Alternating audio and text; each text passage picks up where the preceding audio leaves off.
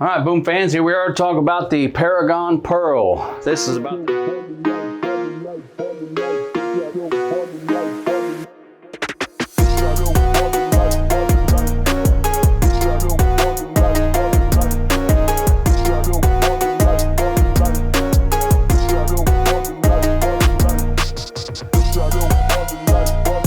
Pearl. This is about the prettiest of a green ball you can make. So yeah, and I don't know if you can see it in the video, but in person, I'm sure it probably still looks good in the video, but in person it's probably even better. But yeah, I've liked all the Paragons.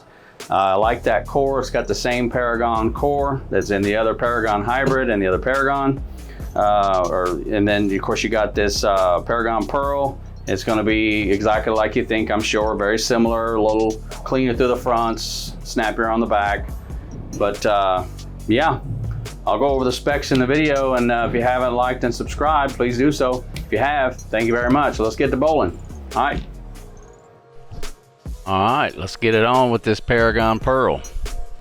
I have to admit, I've been saying I like all the Paragons, so I did not throw the Paragon solid. I know a lot of people that did. First one I drilled up was the hybrid, and I really liked it. I've talked to so many people that like the solid. I guess I had it in my head that I also like the solid. I don't know where my brain was on that, but anyway, I really did like the hybrid. I threw it a lot. It seems like I got stuck just throwing it all the time because I just really liked how the reaction I got. So of course, you know, the Paragon Pearl comes out, it looks this pretty, and there's no way I'm not drilling that, right? So anyway, that's the deal with that. But so yeah, it's got the same, I said earlier, it's got the same Paragon core, just changed it to a pearl cover.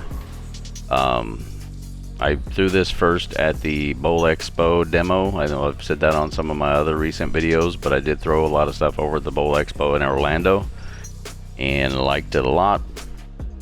There was a lot of friction out at the Bowl Expo demo whenever I jumped in late. Quick talk about the specs here. The RG 2.48, that's fairly low. Ball gets revving up pretty easy. Differential 0.056, that's pretty high, so that means you got plenty of potential for flare. It's a nice shot there. Ball drove through the pins nice there. An ASIM 0.015, which is pretty typical for an ASIM differential. It's a little on the high side, but there's a lot of them right in that range. Got this laid out 50 by 4 by 30, which is a pretty typical layout that I use a lot. That 50 being that first number and it being a pearl, I knew it was going to get clean through the fronts. As you see there, this ball does come with the HK22, which everybody is loving. Not that great of a shot there, but I got away with it. But the HK22, I don't think they've made a bad ball yet with the HK22 on it. I've liked every single one of them. I don't think I've ever heard anybody say anything bad about a ball with the HK22. If they have, I haven't heard it. So anyway, so I drilled this up. Tried seeing it, how it reacted at the Bowl Expo demo. And I know I've said it several other times. I'm going to say it again in case you didn't watch the other videos. If you haven't, go watch them. I'm missing a 7-pin there. I'm pretty positive I would not have left a 7-pin on that rack.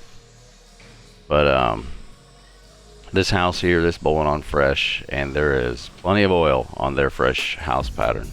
43 foot, fairly heavy volume. There's friction to the right, but it's definitely a little more oil than I'm used to on all the house shots I've shot, like over in New Orleans and stuff. But anyway, yeah, 50 by 4 by 30, 4-inch pin. You guys will see I do that with a lot of my balls. As you see there, this ball does come with dynamic core. So yeah, you'll have that dynamic core wrapped around it, which yields less giving or something like that. Basically makes the ball hit a little harder. It also comes with dot technology, which you'll notice on the pin, it's basically empty. It's like a circle. There's nothing in the middle of it. That dot technology is also in it, which really helps for layouts, especially for a lot of different bowlers where I don't have to worry about where the pin's at. Anyway, there's 4 on the pin to PAP distance there, and 30 on the back angle, which is once again kind of a typical number for me on my back number. Here I threw in a few shots with the Emerge. Don't forget to subscribe if you haven't already. If you have, thank you. Anyway, I got a few shots in here with the Emerge. to kind of show you a comparison. The two balls came out right around the same time. I do feel like they're very similar. There's a slight difference down lane between them. It's really hard to see, and I sometimes question if it was just how I threw it, or maybe the pair I was on that day, because they are that close. I feel like, anyway, for me, the strength between the two are really, really close. How it rolls and everything else.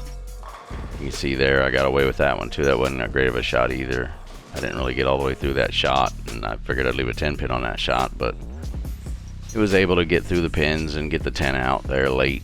At 30-degree angle on the back, I do that a lot of times. I stay in that 25, 30, 35 range because I seem to end up getting in deep a lot of times, and I want the ball to make a pretty strong turn there at the end. As you see that shot there, I got a little bit, missed it at the bottom a little bit, and got a little bit wide.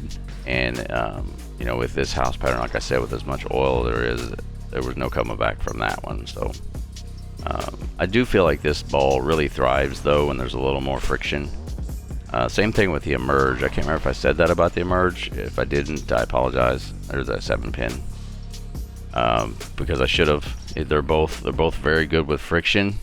They're strong pearls, but and you can throw them in oil, but I really feel like they really come to in their zone whenever you're just throwing it at the friction to the right and watching them bank right back, and they do. They're really nice.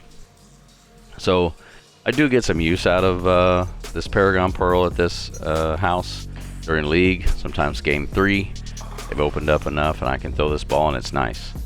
It works out really good. I would say that the game 1 in this house, if I start with something with a little more surface, break it down to the right, and then pull this ball out, it comes out pretty nice. But yeah, it was. You can see though, there's lots of bad shots I throw and I just get away with it. Which, you know, I don't know if that's just luck or matched up with a good ball. You know, maybe a combination of both. But yeah, if you haven't subscribed, please do so. If you have, thank you. I know I keep saying it. I just want to make sure I'm getting that out. The channel is continuing to grow, and I'm going to keep doing these. That was a really good shot. Look at that 8 pin try to stand. No. Huh. Anyway, also make sure you visit our website, teamboombowling.com. If you're anywhere in the Vero Beach area, come see me. Even if you don't buy anything, come see me. Let's have a conversation about your equipment, and you know, maybe everything's good and you don't need to drill anything. That's fine. But I'm just continuing trying to get to know new people in the area. That was a really good shot. When you throw and you let go of it good, it does the job, and that's all you can ask out of a bowling ball, right? So you want to know when you let go of it good that it's going to do the right thing, and this ball does that. And haven't even talked enough about how gorgeous this ball is. It's the prettiest green ball I've ever drilled, I guarantee you that. I got that one in a little bit, a little high flush there, got away with it. I hope you enjoyed the video. Got more coming out. All right, there you go. You had a chance to see the Paragon Pearl. Hope you got a good look at it. Say I'm here in Vero Beach in Vero Bowl, and come see me in my pro shop. Maybe we can drill this thing up for you. Hope you liked the video. Till the next one, boom out.